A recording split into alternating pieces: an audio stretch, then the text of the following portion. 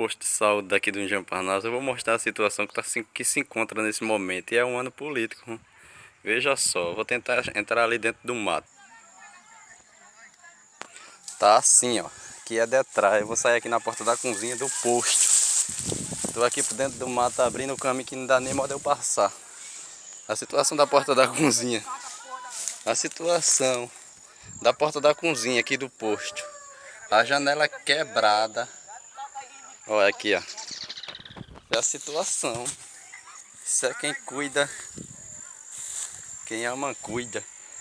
Rapaz, tá desse jeito aqui. Faz até vergonha. Faz até vergonha. Estourada a janela ali. Deram um chute na bola. E todo dia esse posto funciona. Todo dia tem médico. Deram um chute com a bola ali na janela que torou o vrido ali até hoje. Todo dia tem médico, tem dentista. Mas veja a situação. A porta da cozinha aqui. Como é que o médico sai aqui pela porta da cozinha? Me diga mesmo. Como é que o zelador barre aqui? Rapaz, isso é uma vergonha. Isso é uma vergonha para uma gestão dessa. A porta da cozinha de um posto de saúde tá desse jeito. Isso é uma desgraça um negócio desse, gente.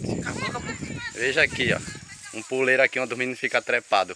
A janela desse jeito, tudo arrombada. Besta. Eu vou falar, mano. Se eu for falar mais, eu vou dizer muita coisa.